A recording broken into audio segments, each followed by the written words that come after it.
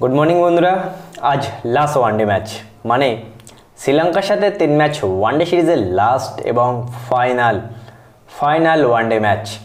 যে ম্যাচটা ভারতের জন্য ভেরি ভেরি ইম্পর্টেন্ট হতে যাচ্ছে।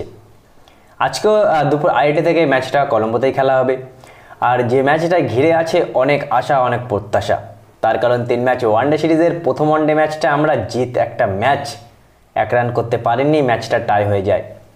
দ্বিতীয় ওয়ানডে ম্যাচেও আমরা কি দেখতে পাই, 90 রান পার্টনারশিপ হওয়ার পরেও কেমনভাবে আমাদের মিডল অর্ডার ব্যাটসম্যানদের কোলাপসের কারণে বা ব্যাটসম্যানদের ভুলের কারণে আমরা 240 রান করতে পারি না, যেখানে আমাদের প্রথমে ওপেনিং পার্টনারশিপ 90-এর উপরে হয়ে যায়।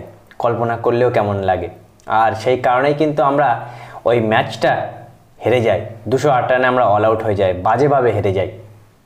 আর 3 ম্যাচ ওয়ানডে সিরিজের প্রথম ম্যাচটা টাই হয়ে যায়, দ্বিতীয় ম্যাচটা শ্রীলঙ্কা জিতে যায়। তাহলে কি এসে দাঁড়ায় সমীক্ষা বা সমীকরণ? ভারতকে আজকের ম্যাচটা জিততেই হবে। ভারতকে যে করে হোক আজকের ম্যাচটা জিততে হবে, না হলে কিন্তু ভারত ওয়ানডে সিরিজটা হেরে যাবে। যে হিসেবে শ্রীলঙ্কা বুঝে গেছে যে এই ভারতীয় দলের ওই স্পিন ট্র্যাক দিলে এরা ফেসে যাবে। একটা অর্ধেক ব্যাটসম্যান রান করলেও অন্যান্য ব্যাটসম্যানরা রান করতে পারবে না। না হলে প্রথম ইনিংসে 230 রান আমরা প্রথম ম্যাচে 230 রান আমরা করতে পারি না, দ্বিতীয় ম্যাচে 240 রানের মতো কম রান আমরা করতে পারি না। আর স্পিন ট্র্যাক দিলেই আমাদের ব্যাটসম্যানদের কী হয়ে যায় কে জানে। ফ্ল্যাট উইকেটে তো আমরা অনেক রাজা, অনেক কিং, আমাদের মধ্যে রানের বন্যাভাবে দেয় ফ্ল্যাট উইকেট দিলে, কিন্তু যেই স্পিন ট্র্যাক দেয় সেই আমাদের ব্যাটসম্যানদের অবস্থা কিন্তু কেরাসিন হয়ে যায়। Rohit Sharma back to back half century করেছে, বাদ বাকি একটা ব্যাটসম্যানও চলছে না। এটাই কিন্তু চিন্তার বিষয় যে আজকের ম্যাচটা ভারত কেমনভাবে জিতবে। শ্রীলঙ্কা অনেক কনফিডেন্স থাকে, শ্রীলঙ্কা 230 রান করেও ম্যাচ জিতে যাচ্ছে, শ্রীলঙ্কা 240 রান করেও অলমোস্ট ভারতকে একতরফাভাবে হারিয়ে দিচ্ছে। ভারতীয় ব্যাটসম্যানরা শ্রীলঙ্কার স্পিনারদের সামনে গিয়ে পা কাঁপছে, রান করতে পারছে না।